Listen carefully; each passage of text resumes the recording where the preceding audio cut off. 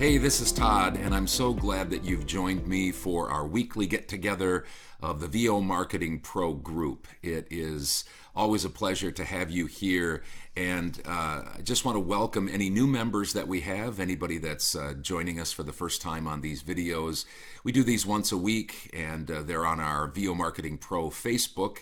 If you want to visit our website, it's just simply vomarketingpro.com. There's lots of information there, and there is now, as of last week, a voiceover roster of our Total Care members. I think there are 7 or 8 people there, and so you can check that out. And if you want information about that, you can talk to Joe or John, or you can even contact me and I'll get you to the right people.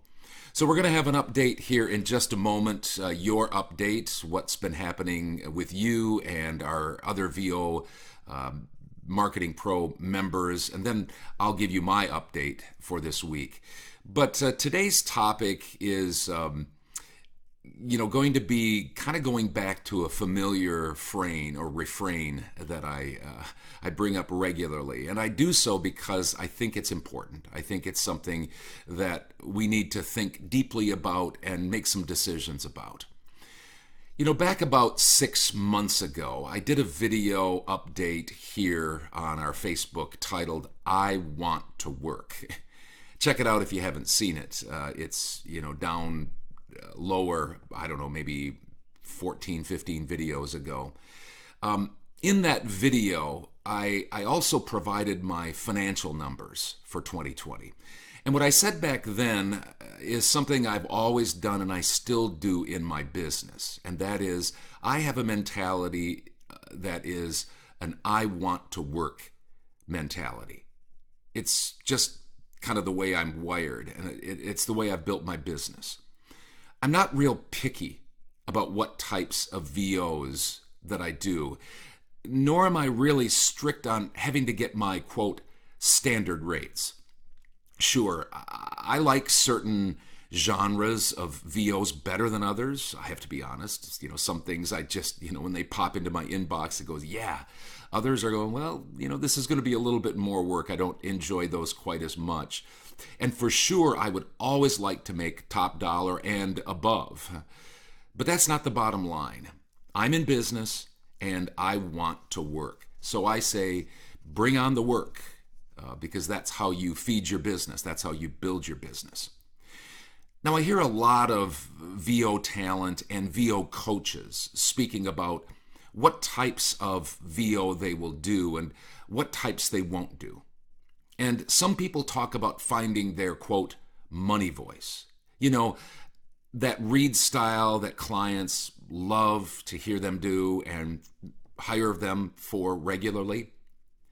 Now, all that is fine and dandy. And trust me, as I always say to you, your business is your business. It's none of my business, not really. You need to do business the way you think you need to do business and, for your particular situation.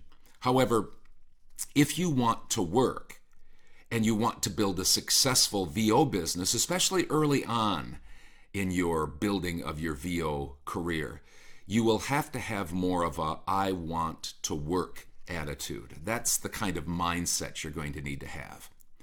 See, when I started out in VO, and even now, really, over a decade into my VO business, I didn't spend much time, if any, thinking about which voiceover genre was right for me or what my money voice was. I wanted to build my business, and so I worked at getting whatever work I could, whether that was telephony or radio and TV commercials or YouTube video introductions or e-learning or training or anything. Now, since then, I certainly have found out what lots of clients hire me for, and I've even kind of realized my money voice or money voices. There seems to be a couple of different styles that people seem to hire me for regularly. But that still doesn't really matter to me. Not really. And it might help in my selection of the read styles and the order that I put them on my demos. That might help to know what my money voice is, if you will, what people hire me for, what they want to buy. Of course, you think about those types of things. But listen to me, especially if you're new or building your VO business, let the market determine your VO genre and money voice. You might be surprised. You might have something in mind that the market says, no, we're going to pay you for this. We're going to pay you lots of money to do this style of voice. And it might be totally different than your plans. Let the market determine what your money voice is and what genre you work in. Just be willing to work, provide great product, a high quality product, give great customer service, and good things will happen to you. I know they will. When I started out in the workforce way, way, way back a long, long time ago, I think around 9 or 10 years old, I worked on a farm. I worked in restaurants. I did a lot of, menial work and a lot of, piddly, not great jobs. And sure, I had dreams and I had plans of doing other things, of, starting businesses, of working in radio, all these different things. I had higher, loftier goals, but I had to kind of prove myself. I had to get my feet underneath me. I kind of had to do whatever I could to get into the workforce, to get experience.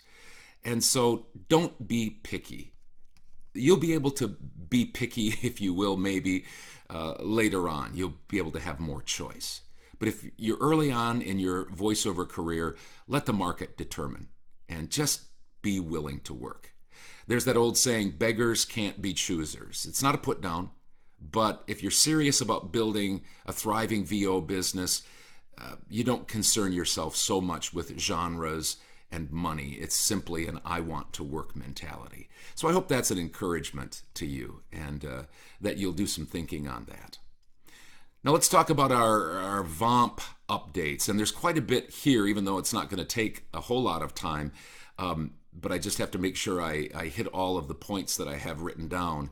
Our first day that we sent out emails regarding our voiceover roster was Wednesday. And we checked the analytics, and 31 visitors checked our website and clicked on our voice roster. So that's good news. We're getting some traffic already. And I know that people are open to the idea of checking out our voice roster. So hopefully we'll get some auditions and warm replies and jobs from those people checking around. One other thing, a couple of men who were with VOMP back a few months ago, but because we raised our prices, they decided that they were unable to stay with VOMP because of that price increase a month ago. Actually, they have potential jobs with some of their contacts. And what's happened is what we do for 3 months after you leave VOMP, if you happen to do that, if you choose to do that, we continue to send on those warm replies for 3 months. And these two gentlemen have potential jobs, very promising potential jobs, even though they aren't with VOMP anymore. So that's kind of great news, and we're happy for them, and we'll see what happens with that. With the rest of you, there were 3 auditions, 2 really good chances for potential jobs for some of the rest of you folks, and there were 14 warm replies for VOMP, and that's not counting any traffic to our voice roster. That's 14 warm replies from emails. So stay encouraged, stay strong, keep persevering, good things will happen. My update, by the way, yesterday I didn't work. My youngest son, Deshaun, was in the state track meet. He's in the high jump. He came in 3rd place. And so actually I'm doing this on Saturday morning because we were busy all yesterday. And so I didn't work. So I worked for 4 days this week, and here are my numbers. I had 3 direct email auditions, 1 new client. My direct email income was $4,443.72 for those 4 days. Platforms, $2,250.20 for a total for the 4 days this week of $6,693.92. So that was my week, and that was your week, and a few things to think about again for the VOMP group. So thanks for being part of our group, checking out these emails. Let us know how we can help. Have a great weekend, and we'll talk to you soon.